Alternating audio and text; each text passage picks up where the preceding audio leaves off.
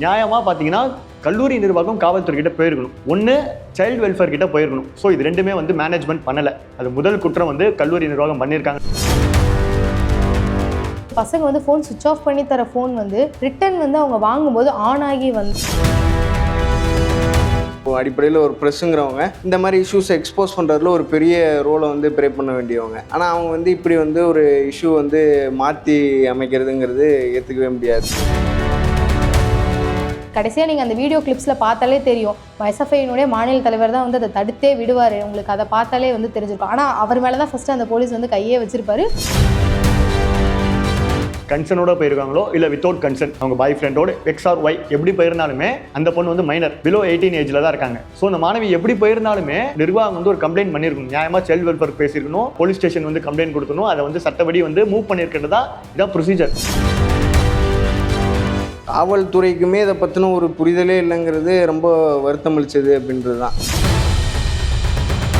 நீங்கள் ruling party assembly நடந்துகிட்டு இருக்கும். ஸோ இது ஒட்டுமொத்தமாக டேமேஜ் ஆகிடும்னு சொல்லிட்டு கல்லூரி நிர்வாகம் இதை மறைக்கிறதுக்கான முயற்சி எடுத்திருக்காங்கன்றதா ஒன்று. இந்த சென்னையில் இருக்கக்கூடிய தரமணியில் இருக்கக்கூடிய WPT கல்லூரி, பாலிடெக்னிக் கல்லூரி, மகளிர் கல்லூரி தான். ஸோ அந்த கல்லூரியில் மார்ச் 16 வந்து 2 மாணவர்கள் வந்து உங்கள் ப்ராஜெக்ட் ஒர்க்காக வந்து வெளியே போகிறாங்கன்ற மாதிரி போயிருக்காங்க போல். ஸோ அதில் ஒரு மாணவி வந்து அன்றைக்கி நைட்டே ரிட்டர்ன் வந்துட்டாங்க. இன்னொரு மாணவி வந்து அடுத்த நாள் வந்து நம்ம கேம்பஸ்க்கு வந்து வராங்க. ஸோ வந்த மாணவிக்கு வந்து பார்த்தீங்கன்னா உடல் முழுவதும் காயன்ற மாதிரி வந்து அங்கே இருக்கக்கூடிய கல்லூரி முதல்வரை சந்தித்து அவங்க பேசியிருக்காங்க. இதுதான் வந்து அந்த மாணவியை போய் சந்தித்து பேசியிருக்காங்க. ஸோ கூட இருக்கக்கூடிய ஃப்ரெண்ட்ஸ் எல்லாருமே வந்து இப்படி வந்து பல தகவல் வந்து எங்கள் மாணவர் சங்கத்துக்கு எஸ்எஃப்ஐக்கு வந்து இப்படி ஒரு தகவல் வந்துச்சு, அந்த மாணவி வந்து பாதிக்கப்பட்டிருக்காங்க, ஸோ உடல் முழுவதும் காயங்க, ஹராஸ்மெண்ட் நடந்துருக்கிற மாதிரி நமக்கு வந்த தகவலின் அடிப்படையில் நம்ம உடனடியாக வந்து எஸ்எஃப்ஐ வந்து ஒரு ஸ்ட்ரகிளுக்கு போகணுன்ற ஒரு முடிவு எடுத்தோம். அதற்கு முன்பு பார்த்தீங்கன்னா மார்ச் 21 பார்த்தீங்கன்னா அங்கே படிக்கக்கூடிய ஹாஸ்டலில் இருக்கக்கூடிய மாணவிகள் கிட்ட இருக்கக்கூடிய 200 மாணவர்கள் மத்தியில் மொபைல் ஃபோன்ஸ் வந்து அபகரிக்கிறாங்க. ஃபோன்லாம் வந்து ஹாஸ்டலில் இருக்கிற 206 பொண்ணுங்க இருக்குது ஹாஸ்டலில். அந்த 206 பொண்ணுங்கள்கிட்டையும் வந்து ஃபோன்லாம் வாங்கி வச்சுட்டு இந்த மாதிரி ஃபோன் கொடுக்க மாட்டோம், காலேஜ் போயிட்டு நீங்கள் அப்படியே தான் வரணும், ஈவினிங் வந்து ஒரு ½ அன் ஹவர் தருவோம், உங்கள் பேரண்ட்ஸ் கிட்ட பேசிட்டு உடனே கொடுத்துடணும் அந்த மாதிரி. அதோட இன்னொன்று வந்து என்னென்னா வந்து பசங்க வந்து ஃபோன் சுவிட்ச் ஆஃப் பண்ணி தர ஃபோன் வந்து ரிட்டன் வந்து அவங்க வாங்கும்போது ஆன் ஆகி வந்த அந்த மாதிரி சம்பவம்லாம் வந்து நிறையா கேள்விப்பட்டேன். அதுக்கப்புறம் மெஸ் ஃபீஸ் குறைக்கணும் அப்படின்ற மாதிரி அதுக்கு வந்து எஸ்எஃப்ஐ வந்து வெள்ளிக்கிழமை வந்து போராட்டம் நடத்தணும். அதை ஒட்டி போராட்டம் நடத்தும் போது வந்து ரீசனே சொல்ல மாட்டுறாங்க, ஏன் வந்து ஃபோனை வாங்கினேன் அப்படின்ற ஒரு ரீசனே சொல்லலை. அதுக்கப்புறமா வந்து முதல்வர்கிட்ட அன்னைக்கு பேச்சுவார்த்தை நடத்தினப்போ அப்போது நாங்கள் 3 பேர் போயிருந்தோம் எஸ்எஃப்ஐ சார்பாக வந்து. அதுக்கப்புறம் பேச்சுவார்த்தை நடத்தினப்போ அவங்க என்ன சொல்கிறாங்கன்னா, இந்த மாதிரி வந்து ஒரு பொண்ணு வந்து வெளியே போயிட்டு நைட் ஸ்டே பண்ணிட்டு வந்தால் அதனால நாங்கள் வந்து அலோவ் பண்ணலை அப்படின்ற மாதிரி ஃபஸ்ட்டு வந்து அங்கே தான் வந்து சந்தேகமே இருந்துச்சு. நீங்கள் போயிட்டு வந்தான்றீங்க, அவங்க பேரண்ட்ஸ் கூப்பிட்டுக்கிட்டீங்களா அந்த மாதிரி ஆச்சு. அதுக்கப்புறமா வந்து சக மாணவர்கள், அவங்க கூட படிக்கக்கூடிய மாணவர்கள் அவங்க மூலியமாக வந்து தொடர்ச்சியாக வந்து இந்த மாதிரி காயத்தோடு அந்த பொண்ணு வந்தா, இந்த மாதிரி நடந்துச்சு, டிசி கொடுத்து அனுப்பிட்டாங்க. பல அவங்க கல்லூரிக்குள்ளேயே இருக்கிற WPTக்குள்ளேயே இருக்கிற அந்த மாணவர்களோட இருந்துச்சு. அதே மாதிரி கல்லூரி முதல்வரும் இருக்கட்டும், அங்கே இருக்கக்கூடிய ஆசிரியர்களுக்கு என்ன பண்ணியிருக்காங்கன்னா ஒவ்வொரு கிளாஸாக போயிட்டு வந்து சொல்லியிருக்காங்க, இந்த மாதிரி இந்த நியூஸ் வந்து வெளியே போகக்கூடாது, அந்த மாணவி மேலே தான் தப்பு இருக்குது அப்படின்ற மாதிரி விக்டிமையே தான் அவங்க திருப்பி ப்ளேம் பண்ணிகிட்டே இருந்தாங்க. கல்லூரி நிர்வாகத்துக்கு அந்த மாணவி வந்து போய் சொல்லியிருக்காங்க, பேசியிருக்காங்க. நியாயமாக பார்த்தீங்கன்னா கல்லூரி நிர்வாகம் காவல்துறை கிட்ட போயிருக்கணும். ஒன்று சைல்டு வெல்ஃபேர் கிட்ட போயிருக்கணும். ஸோ இது ரெண்டுமே வந்து மேனேஜ்மெண்ட் பண்ணலை. அது முதல் குற்றம் வந்து கல்லூரி நிர்வாகம் பண்ணியிருக்காங்கன்றத நாங்கள் எஸ்எஃப்ஐ வந்து சொல்கிறோன்றதான். கல்லூரி நிர்வாகம் பார்த்தீங்கன்னா அந்த மாணவியை வந்து அவங்களுடைய கார்டியன் கிட்ட வந்து ஒப்படைச்சிட்டாங்க.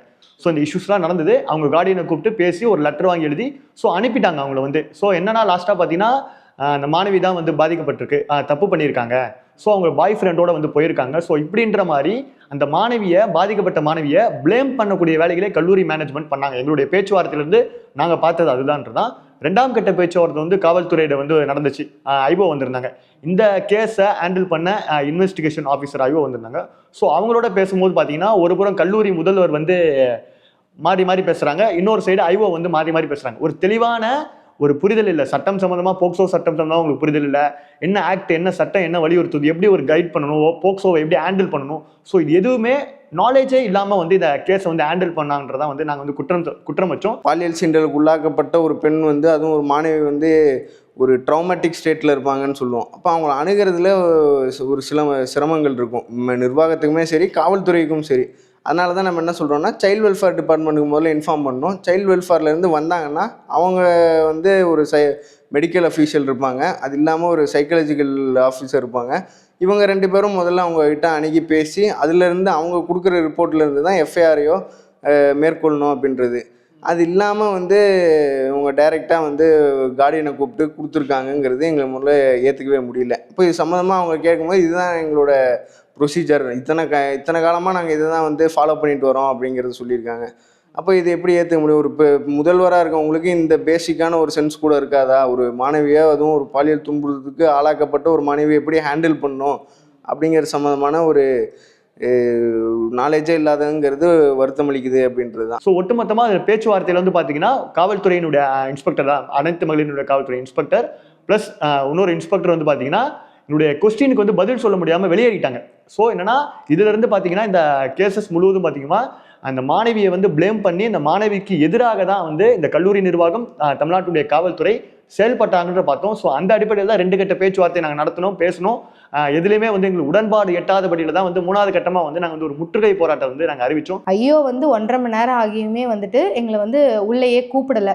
அவ்வளோ நேரம் நாங்கள் வந்து வெளியே தான் காத்திருந்தோம். முதற்கட்ட பேச்சுவார்த்தைக்குமே வந்து நாங்கள் தான் வந்து கேட்டு போனமே தவிர்த்து முதல்வர் வந்து எங்களை வந்து கூப்பிட்டு பேசணும் அப்படின்ற மாதிரி எந்த ஒரு இதுவுமே வரல. நாங்களாக தான் வாண்டடாக தான் கேட்டு போனோம். அப்போ கூட அதான் அது லேட்டானனால தான் வந்து நாங்கள் வந்து முற்றுகை போராட்டத்தை வந்து உள்ளே போனோம். உள்ளே போனப்போ வந்து முதல்ல என்ன நடந்துச்சுன்னா, மாணவர்கள் மீது வந்து எஸ்எஃப்ஐனுடைய மாநில தலைவர் மேலே முதல்ல வந்து காவல்துறை தான் வந்து கை வச்சாங்க. அதுக்கப்புறமா தான் வந்து தள்ளுமுள்ளு ஏற்பட்டது. ஆனால் இந்த மீடியா ஃபுல்லாக வந்து என்ன பண்ணிட்டாங்கன்னா, அதை எடிட் பண்ணி கட் பண்ணி எவ்வளோக்கு எவ்வளோ வந்து அதை டெக்கோரமாக அவங்களோட சைடில் போலீஸ் சைடே வந்து இது பண்ண முடியுமோ அந்த மாதிரி மொத்தமாக வந்து மாற்றிட்டாங்க அப்படின்றது தான். ஏன்னா இந்த இஷ்யூஸ் வந்து வெளியே போயிடக்கூடாது. ஸோ இது வெளியே போயிட்டா கேம்பஸ் நேம் வந்து ஸ்பாயில் ஆகிடும்.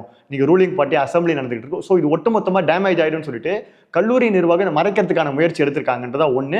2வது காவல்துறை இதை வந்து மறைக்கிறதுக்கான முழு முயற்சி வந்து எடுத்திருக்காங்கன்றது வந்து நான் வந்து பார்க்குறோன்றதான். அதை வந்து தப்பாக பயன்படுத்தி இன்றைக்கி இங்கே இருக்கக்கூடிய ஊடகங்கள்லாம் வந்து தவறாக சித்தரித்து இந்த இஷ்யூவையே மூடி மறைச்சு கிட்டத்தட்ட ஒரு எஸ்எஃப்ஐக்கும் காவல்துறைக்கும் இடையிலான ஒரு சண்டை அப்படிங்கிற மாதிரி அதை போர்ட்ரே பண்ணியிருக்காங்க. எஸ்எஃப்ஐனுடைய எங்கள் லீடர்ஸ் மேலே வந்து ஒரு கடுமையான தாக்குதலை தமிழ்நாட்டுடைய காவல்துறை வந்து எங்களை வந்து தாக்குதல் நடத்தாங்க, அடித்தாங்க. ஸோ அவங்களை டிஃபெண்ட் பண்ணுறோம். நாங்கள் வந்து எஸ்எஃப்ஐ தொழில்னா டிஃபெண்ட் பண்ணுறோம், அடிக்கக்கூடாதுன்னு சொல்லிட்டு தடுக்கிறோம், தள்ளுறோம் நாங்கள். ஸோ இதை வந்து ப்ரொஜெக்ட் பண்ணிட்டாங்க. எப்படி ப்ரொஜெக்ட் பண்ணியிருக்காங்கன்னா, ஒட்டுமொத்தமாக வந்து எஸ்எஃப்ஐ வந்து தாக்குதல் நடத்தினாங்க, காவல்துறை அடிச்சிட்டாங்கன்னு சொல்லிட்டு இந்த இஷ்யூவை, இந்த டிமாண்டை இதை மறைக்கிறதுக்காக இப்படி ஒரு பிம்பத்தை வந்து உருவாக்கி இப்படி மடைமாற்றுறதை தான் வந்து நாங்கள் இதிலிருந்து பார்த்தோம்னா.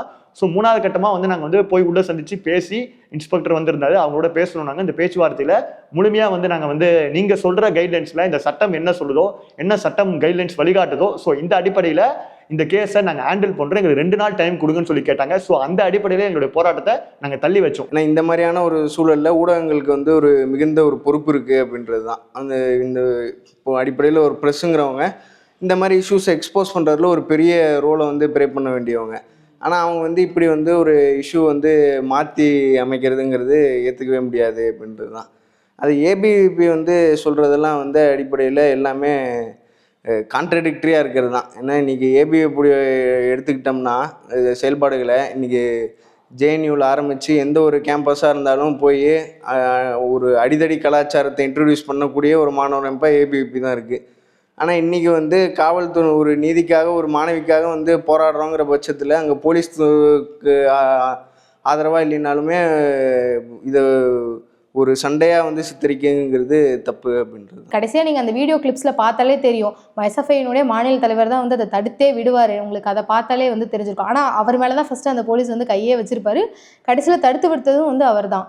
அந்த மாதிரி தள்ளுமுள்ளு தான் வந்து நடந்துச்சு. அதாவது அதுக்கப்புறம் வந்து பார்த்திங்கன்னா இதே மாதிரி தான் அந்த போலீஸஸ் வந்து எப்படின்னா அவங்களுக்கே சப்போர்ட் பண்ணுற மாதிரியே இருந்துச்சு. அந்த அன்னைக்கு நான் சொன்ன பார்த்தீங்களா, வெள்ளிக்கிழமை வந்து போராட்டம் நடத்துகிறோம் அப்படின்றப்ப நாங்கள் கேட்குற டிமாண்ட்ஸுக்கு ஃபஸ்ட்டு என்னென்னா வந்து அவங்க வந்து எங்களை உள்ளேயே கூப்பிடலை. முதல்ல 10 நிமிஷம் வந்து காவல்துறையும் முதல்வரும் தான் பேசினாங்க. அவங்க எங்களை கூப்பிடவும் இல்லை, எதுவுமே இல்லை. அதுக்கப்புறம் 10 நிமிஷம் கழித்து நாங்கள் உள்ளே போகிறோம். ஃபுல் அண்ட் ஃபுல் அவங்க பேசின விதம் எப்படி இருந்துச்சுன்னா, ஃபுல்லாக வந்து அந்த முதல்வருக்கே சப்போர்ட் பண்ணுறாங்க. நாங்கள் கேட்குற டிமாண்டே வந்து, என்னம்மா நீங்கள் எதுவுமே வந்து ஒத்துக்க மாட்டீங்க, இது பண்ணால் அதுன்றீங்க, அது சார் நீங்கள் எதுவுமே நாங்கள் பண்ணுறதுக்கு ஒத்து வர மாட்டீங்க, எதனா ஒரு விஷயத்துக்கு ஒத்து வாங்கன்னாலும் இல்லை அப்படின்ற மாதிரி முழுக்க முழுக்க வந்து கல்லூரிக்கே வந்து சப்போர்ட் பண்ணுற மாதிரியான ஒரு தலை பேச்சா பயாஸ்டாக வந்து இருந்துச்சு எங்களுக்கு. அந்த பேச்சு வந்து கன்சர்னோட போயிருக்காங்களோ இல்லை வித்தவுட் கன்சர்ன், அவங்க பாய் ஃப்ரெண்டோட எக்ஸ் ஆர் ஒய் எப்படி போயிருந்தாலுமே அந்த பொண்ணு வந்து மைனர், பிலோ 18 ஏஜில் தான் இருக்காங்க. பொண்ணுக்கு மாணவிக்கு வந்து 16 தான் ஏஜ். ஸோ அந்த மாணவி எப்படி போயிருந்தாலுமே கேஸை எடுத்து ஹேண்டில் பண்ண வேண்டியது நிர்வாகம் வந்து ஒரு கம்ப்ளைண்ட் பண்ணியிருக்கணும். நியாயமாக சைல்டு வெல்ஃபேர் பேசியிருக்கணும், போலீஸ் ஸ்டேஷன் வந்து கம்ப்ளைண்ட் கொடுக்கணும், அதை வந்து சட்டப்படி வந்து மூவ் பண்ணியிருக்கிறதா இதான் ப்ரொசீஜர் கைட்லைன்ஸ் இதுதான். ஸோ இது எதுவுமே பண்ணலைன்றதா நாங்கள் சொல்லுவோம். குற்றம் நடந்திருக்கா நடக்கலாம் நெக்ஸ்ட்டு. ஸோ மைனர் அந்த ஸ்டூடெண்ட்டு. ஸோ அதை வந்து மேனேஜ்மெண்ட் அந்த மாணவி பாதிக்கப்பட்ட மாணவி கூட நிற்க வேண்டிய கடமை என்பது மேனேஜ்மெண்ட்டுக்கு இருக்குது. ஸோ அதை முற்றிலுமாக இதை மறைக்கிறதுக்காக இங்கே இருக்கக்கூடிய கல்லூரி நிர்வாகம் செஞ்சாங்க.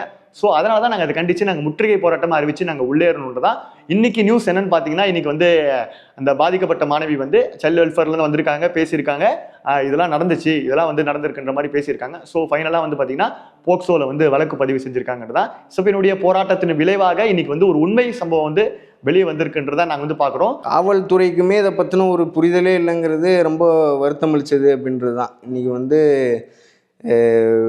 டிகே பாசு கேஸுன்னு சொல்லிட்டு 97களில் ஒரு கேஸ் வந்துச்சு. அப்போது அந்த கேஸில் என்ன சொல்கிறாங்கன்னா, ஒரு கஸ்டோடியல் டார்ச்சர் நடக்காமல் இருக்கிறதுக்காக ஒரு அறிக்கையை வந்து ஒரு ரெக்கமெண்டேஷன்ஸை கொடுக்குறாங்க. அந்த ரெக்கமெண்டேஷன்ஸில் ஒரு கைது செய்யப்பட்ட ஒரு ஆளை எப்படி ட்ரீட் பண்ணணும் அப்படிங்கிறதெல்லாம் கொடுத்து, அதை ஒவ்வொரு ஸ்டேஷனுக்கும் அதை கொண்டு போய் சேர்த்து இது வந்து நீங்கள் புரிஞ்சுக்கணும். அதாவது கைது செஞ்சாங்கன்னா அவங்களுக்கு என்னென்ன உரிமைகள் இருக்குது, அவங்ககிட்ட எதுக்காக அவங்கள கைது செஞ்சோங்கிறத சொல்லணும், கைது செய்ய ஆள் அவங்களோட ரிலேட்டிவ்ஸ் கிட்ட பேசுகிறதுக்கான ஒரு வாய்ப்பு தரணும், இந்த மாதிரி அவங்களுக்கு என்னென்ன ரைட்ஸ் இருக்குங்கிறத விளக்குறாங்க.